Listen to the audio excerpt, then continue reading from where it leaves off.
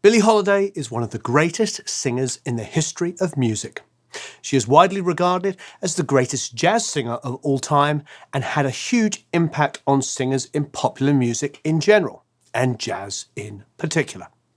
Holiday's influence on jazz singing was as profound as the influence of Charlie Christian on jazz guitar. And just like Christian's story is inimitably linked with the development of the electric guitar, Holiday's approach to singing is directly related to the introduction of live amplification in the 1930s, using the latest microphones, amplifiers, and speakers. I'll be seeing you in... Holiday's career was at its height from the mid-1930s to the late 1950s. Despite her peak lasting little over 2 decades, she changed the face of American music. Her achievements were not only based on her vocal style, but also on her extraordinary life story, which was heavily touched by racism, drug addiction, and many other personal struggles. One of the things that made her great was how she channeled her suffering into deeply moving and memorable vocal performances. Yet also on a personal level, Holiday was not a victim. She was tough, and she has been described as the wild woman of jazz. Holiday was a pioneer who changed music in a time before her and a time after her.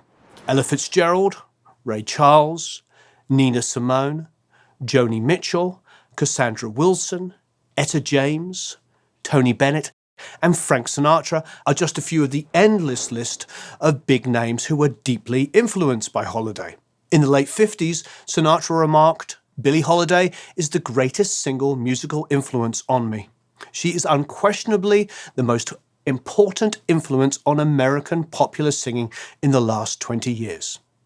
Holiday's impact continues to be everywhere. For example, in the decades since her death in 1959 at the age of only 44, Holiday won a total of 5 Grammy Awards, including Grammy Lifetime Achievement Award in 1987. In 1988, U2 released a song called Angel of Harlem as part of their Rattle and Hum album, which was dedicated to Holiday. Bono sang, "Lady Day got diamond eyes. She sees the truth behind the lies." In 2000, Holiday was inducted into the Rock and Roll Hall of Fame by Diana Ross in the Early Influences category. In 2011, Holiday was inducted into the National Women's Hall of Fame. As mentioned a moment ago, Holiday's personal story is inseparable from her artistic achievements, so it pays to explore her background at some length. Holiday was born as Eleanor Fagan on April 7th, 1915 in Philadelphia, to an unmarried teenage couple. Her father, Clarence Halliday, was a jazz rhythm guitarist and banjo player, and largely absent in her life. Her mother, Sarah Sadie Fagan, had difficulties making ends meet and ended up working on passenger railroads. Fagan had a half-sister, Eva Miller, who lived in Baltimore, and she often left the young Eleanor in the care of Miller's mother-in-law. Growing up in Baltimore, Eleanor suffered from the absence of both her parents and started skipping school. At only 9 years old, she appeared in front of a juvenile court and was sent to a Catholic reform school. Less than a year later, at the end of 1925, Eleanor reunited with her mother, who had opened a restaurant, and soon she was working long hours there. A year later, a neighbour sexually assaulted Eleanor, still only 11. The girl was placed in protective custody, which would have felt like a punishment to her. After her release a few months later, she started working as a cleaner, amongst other places, in a brothel. From recollections from people who knew her at the time, the young Eleanor loved to sing. During her early teens, she heard records by Louis Armstrong and Bessie Smith, both of which had a great impact on her. She later remarked that especially Armstrong's scatting on the song West End Blues made a big impression. It may well have sown the seeds for her later vocal improvisations, while Armstrong's trumpet playing ended up influencing her phrasing and desire to sound like a horn. By 1929, when she was 14, Holiday and her mother moved to Harlem, New York. Eleanor also started singing in nightclubs there, using the name Billie Holiday. The first name was inspired by silent movie star Billy Dove, who she adored. and her last name was taken from her father. She later changed it to Holiday, which was the artist name her father used. She reconnected with her father not long afterwards, when he was playing in Fletcher Henderson's band. Holiday's reputation gradually grew, and at the end of 1932, she took over from well-known jazz and blues singer Monette Moore and performed at a club on West 132nd Street. It was here that producer John Hammond once again enters the scene. If you have seen our Robert Johnson and Charlie Christian videos, you'll know that Hammond also discovered these two musicians, and Hammond became legendary in his own right for discovering many greats of American music. Hammond was a fan of Monette Moore and came to see her sing at the club, only to find 17-year-old Holiday on stage. He was blown away and later remarked, "She was not a blues singer, and she sang popular songs in a manner that made them completely her own. She had an uncanny ear, and she sang with an exquisite sense of phrasing. It was not too much to say that she sang the way Louis Armstrong played horn. I decided that night she was the best jazz singer I had ever heard." Just like he would do with Charlie Christian a few years later, Hammond introduced Holiday to popular clarinetist and bandleader Benny Goodman. At the end of 1933, Hammond was producer of a recording session that resulted in 2 songs by Holiday and a band fronted by Goodman, which also included the great Gene Krupa on drums. The songs were Your Mother's Son-in-Law and Riffing the Scotch. They were released under the name Benny Goodman and His Orchestra, and Riffing the Scotch also sold 5,000 copies, which meant it was regarded as a hit. Critics later remarked that the arrangements were too busy and too fast for her, but noted that Holiday nonetheless managed to use some of her trademark techniques, for example, her quavering drop at the end of words, which may have been inspired by the trumpet style of Louis Armstrong. She also already used her technique of adding emphasis at the beginning of words to impart more character and emotion. I jumped out of the frying pan and right into the fire when I lost me a cheating man and got a no-count lie. Reportedly, this first recording session was challenging for Holiday. There are stories that she was anxious because of the presence in the studio of 2 well-known musicians, singer Ethel Waters and pianist Buck Washington. And also that she was intimidated by the microphone, saying, "Why do I have to sing into that thing? Why can't I just sing like I do at the club?" If this story is correct, it would suggest that she had not yet been singing into a microphone in the club. Until that time, popular singers had to sing loudly and exaggerate their phrasing and diction to make themselves heard. They also tended to use elaborate and overstated physical gestures, similar to those used in silent movies, with roots in vaudeville. For example, Billie Holiday's immediate predecessor in jazz was the legendary singer Bessie Smith, who came up in a pre-microphone age and was known for her brash, loud vocal style. According to John Hammond, Holiday had already taken a very different vocal route when he discovered her in 1933, with a far more understated and intimate vocal style. Writer John Shved has suggested that Holiday developed her vocal approach while walking from table to table in the clubs, allowing her to sing directly and softly to customers without a microphone. In so doing, she used more of a cabaret aesthetic, which she then brought to the studio. It has often been noted that Holiday's voice had a fairly limited range and also fairly limited power. Her greatness lay in the way she used her voice, phrasing behind the beat and using many subtle nuances that can only be heard on record or live with amplification. Whereas belting had been more the popular expression until then, she sang softly with an air of confidentiality to draw listeners into the lyrics of the song. Holiday was the first jazz singer to really deliver the lyrics of each song as a personal statement.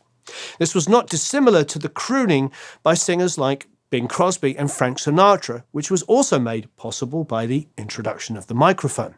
Whether live amplification influenced Holiday or whether the emergence of live amplification in the late 20s and early 30s was a happy coincidence that was greatly used to her advantage is unclear. Either way, images of Holiday singing confessionally into a microphone have become iconic. And the Shure 730B has become known as the Billie Holiday microphone. She would later also often use the Model 55 with its famous Art Deco design, also known as the Elvis microphone. The 1933 recording session saw Holiday at the very beginning of her career. Still developing her vocal style, she spent most of 1934 further cutting her teeth singing in nightclubs in Harlem, and was given a break in 1935 when she made an appearance in the Duke Ellington short film Symphony in Black, with her singing one song, Saddest Tale. My man's gone, I feel lost. I've got those lost my man blues. He didn't treat me fair. It's more than I can bear. I've got those lost my man blues. I've got those lost my man. Can't get him back again. In that year, Hammond signed her to Brunswick Record Corporation and teamed her with one of the top pianists of the swing era, Teddy Wilson. The idea was for them to perform swing-style pop tunes aimed at jukeboxes. Holiday's improvisations on songs like I Cried for You, Miss Brown to You, and particularly What a Little Moonlight Can Do were regarded as revolutionary. Initially released under the banner Teddy Wilson and his orchestra, these recordings signified her public breakthrough. Ooh, what a little moonlight can do to you. You're in love, your heart's a flooding all day long. Around this time, Holiday also worked frequently with saxophonist Lester Young, with whom she developed a strong rapport, both musically and personally. It was Young who gave her the nickname Lady Day, while Holiday called him Prez. In 1936, Brunswick began releasing Holiday's recording under the name Billie Holiday and her orchestra, and her rendition of Summertime became a hit. Summertime, and the living is easy. For the rest of the year, and also in 1937, she enjoyed a constant stream of hits, whether under her own name, like With a Fine Romance and Me, Myself and I, or with vocal chorus credit on Teddy Wilson and his orchestra releases, for example, on the number one Careless, or co-billed with Teddy Wilson, for example, on Easy Living. By the end of 1937, Holiday went on tour with Count Basie and his big band. And in February 1938, she went on tour with an all-white ensemble, Artie Shaw and his orchestra. When they visited the segregated South, this led to poignant situations, with Holiday having to sleep in the car while the rest of the band slept in hotels, only being allowed to enter the performance place via the kitchen instead of the front door, and so on. Shaw did his best to defend Holiday, but could not protect her from most of the excessive racism. By the end of the year, it led her to leave the band. By the end of the 1930s, Holiday was well established as an artist in the US. Her recording of I'm Gonna Lock My Heart for Vocalion Records was one of the biggest hits of 1938. Yet, as always, the dark cloud of racism hovered around. This was particularly affecting for her in the case of the death of her father in March 1937. He had been refused treatment at a hospital because of his skin color.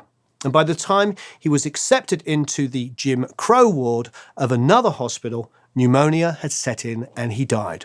Around this time in New York, a white Jewish schoolteacher, activist and poet called Abel Meeropol had long been deeply disturbed by continuing news about racism. In 1937, he came across the famous photograph by Lawrence Beitler of the lynching of Thomas Shipp and Abram Smith, which had taken place in 1930. Deeply shocked, Meeropol wrote a harrowing poem which he called Bitter Fruit. He later put it to music, changed the title to Strange Fruit, and started performing it. The song gained some traction around New York and was performed at Madison Square Garden by jazz singer Laura Duncan. By late 1938, it was introduced to Billie Holiday by someone related to Cafe Society, the first racially integrated club of New York. The club was owned by Barney Stevenson, who took pride in treating black and white audiences and musicians equally. Motivated by the harrowing death of her father, Holiday decided to perform the song. despite the controversial subject matter, and at the risk of repercussions. This was more than 2 decades before the civil rights movement, and the subjects of racism and lynchings were still taboo. Holiday worked for 3 weeks with her band on the arrangement. In discussions with Cathay Society owner Stevenson, the decision was taken to play it at the end of a set, in total darkness, apart from a single spotlight in Holiday's face. In her autobiography, Holiday wrote about this moment. "The first time I sang it, I thought it was a mistake. There wasn't even a patter of applause when I finished. Then a lone person began to clap nervously. Then suddenly everyone was clapping." Holiday continued to perform the song for the rest of her life, always to strong reactions. These reactions are not surprising, as Strange Fruit has been called the most shocking song of all time. The song begins with the lyrics, "Southern trees bear a strange fruit, blood on the leaves and blood at the root. Black bodies swinging in the southern breeze, strange fruit hanging from the poplar trees." However, it was Holiday's performance as much as the lyrics that made it impossible to escape the confrontational content. Writer Emily Lordy wrote, "There is a simmering rage in the way Holiday clips the syllables. There is also a deep, mournful quality to her performance." Here is a fruit for the crows to pluck, for the rain to gather, for the wind to suck. Holiday's record company judged the song too controversial to release, so she recorded it for the independent Commodore Records label on April 20th. Although it was released as a B-side to Fine and Mellow, the song took on a life of its own. Despite initially being banned on many radio stations, Holiday's 1939 recording of Strange Fruit over time sold more than 1 million copies and was in 1978 inducted into the Grammy Hall of Fame. Strange Fruit did not only become Holiday's signature song, it also had a powerful impact beyond her. The song has been covered by many artists, including Nina Simone, Jeff Buckley, Susie and the Banshees, Robert Wyatt, and Diana Ross. Time magazine named it the best song of the century. And in 2002, it was selected by the Library of Congress for the National Recording Registry for being culturally, historically, or aesthetically significant. Despite, or perhaps because of the controversy, Strange Fruit further enhanced Holiday's popularity. In 1939, after an argument with her mother over money, she co-wrote the song God Bless the Child with Arthur Herzog Jr.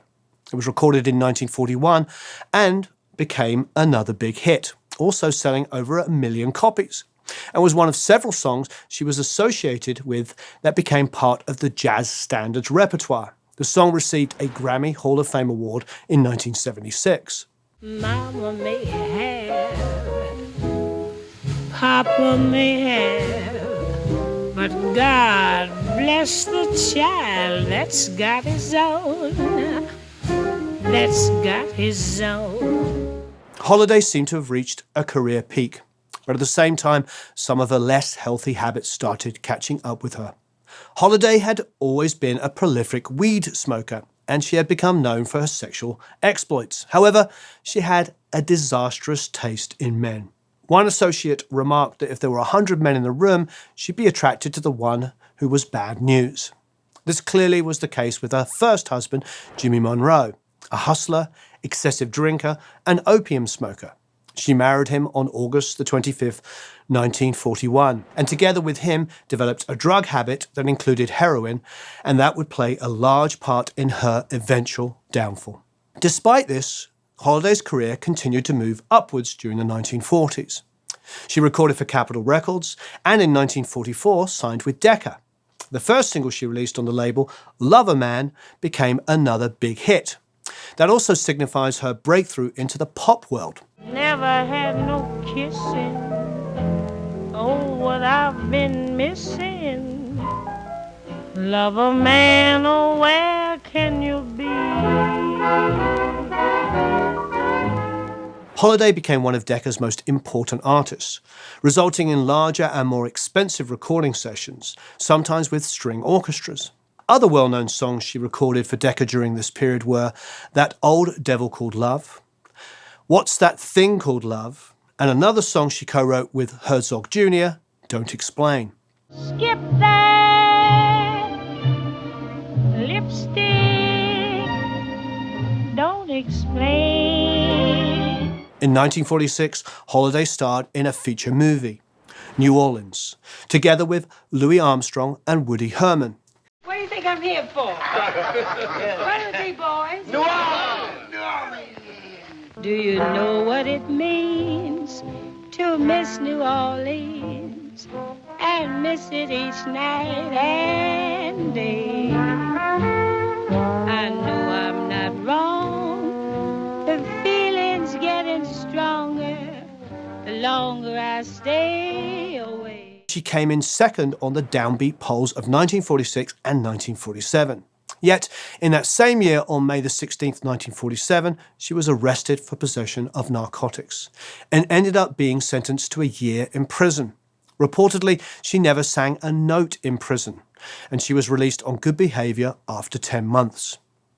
A sub-story here is that the powerful people in the US government were after her since she had started performing Strange Fruit. In particular, Harry J. Anslinger at the Federal Bureau of Narcotics. The drugs charges were a pretext. Anslinger would keep hounding Holiday until her eventual death in 1959. Because of her conviction, Holiday no longer held a license to play the New York nightclubs. So instead, a concert was organised for her at Carnegie Hall on March the 27th, 1948. Holiday was reluctant, not sure that the audience would still be interested in her after her time in prison.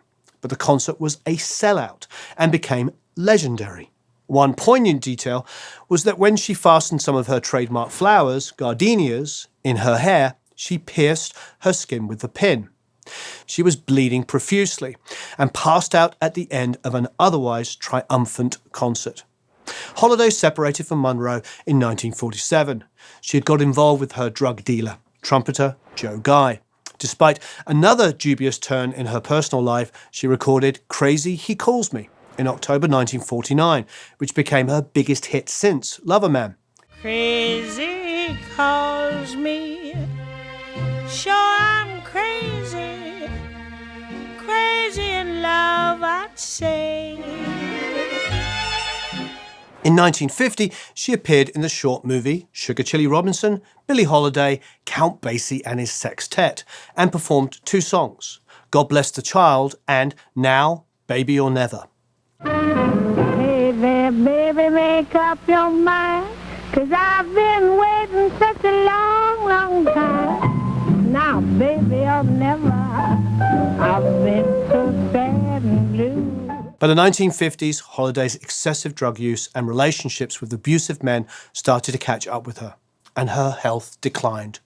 Her voice notably began to suffer, with her beginning to sound hoarse and having less flexibility and range. But as with her earlier vocal shortcomings, she managed to use these new limitations to imbue even more emotion into her performances. I can't realize you ever cared. You've changed. You're not the angel I once knew. Holiday toured Europe for the first time in 1954, to rapturous applause everywhere. She also wrote an autobiography, Lady Sings the Blues, with William Duffy, which was published in 1956.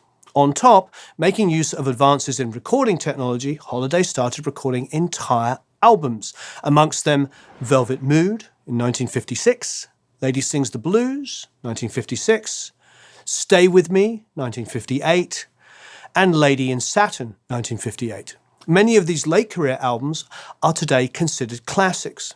But I get along without you very well. On November the 10th, 1956, Holiday recorded 2 more now legendary concerts at Carnegie Hall, selections of which were released in 1961 on the Essential Billie Holiday. Holiday toured Europe again in 1959, and her last recording session took place in March of that year, with the results released on Last Recording in July 1959. In the beginning of 1959, Holiday had been diagnosed with cirrhosis of the liver, the result of years of excessive drinking. Her health quickly deteriorated, and on May the 31st, 1959, she was admitted to the Metropolitan Hospital in New York. In a final indignity, police went into her room and claimed to have found narcotics, which most likely were planted. Yet, she was arrested, handcuffed in bed, and placed under police guard. The guard was only withdrawn hours before her death, at 3:10 a.m. on July the 17th, 1959. Billie Holiday was only 44. Holiday turned out to be almost penniless, with the result of her drug habit and being swindled out of most of her earnings by Louis Mackay, her last husband. However, according to associates who were around by the time she died, her spirit remained unbroken until the end. Various newspapers around the US carried short obituaries, but as time passed, the significance of Billie Holiday was increasingly recognized. Her personal story was in many ways a reflection of the cruelty and hardship that the African American segment of the US population had to endure, while her greatness lay in the way she transcended this. In many ways, she lived her life on her own terms, impervious to social pressures and restrictions, and with strange fruit, she made a social and political statement that resonates to this day. Most of all, there's her voice.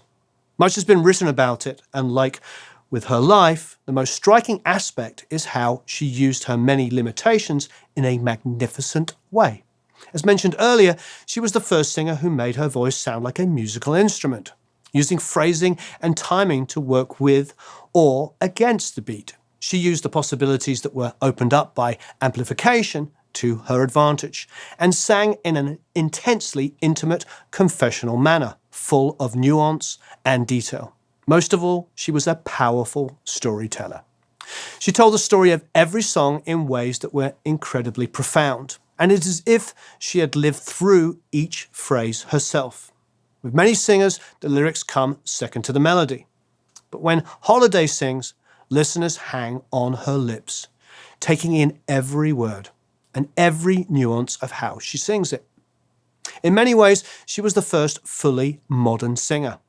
More than 62 years after her passing, Holiday's performances still sound fresh and contemporary. I don't know if I can add much more personally to that. I believe she was the first truly modern singer. Now, as a producer, we spend our time getting performances out of singers. Yes, tone and pitch and everything is really important, timing. But Billie Holiday transcends all of that. There is this thing, there's this emotional connection that you feel when you listen to Billie Holiday sing. It is an essential part of every singer. The fact that some Irish boys in U2 can pay such an incredible tribute to her, and many people of all walks of life, of all races and ethnicities, it doesn't matter where you're from. You hear Billie Holiday for the first time, and you are stopped in your tracks. It may not get any better than Billie Holiday, but that's okay. It's okay. Somebody had to be the best. Thanks ever so much for watching. So long, farewell, auf Wiedersehen, au revoir, adios. Please comment down below if you've got other people you'd like us to feature. I mean, our list is super, super long, but we're trying our best to get through them all. Thanks ever so much. So long, farewell. Goodbye.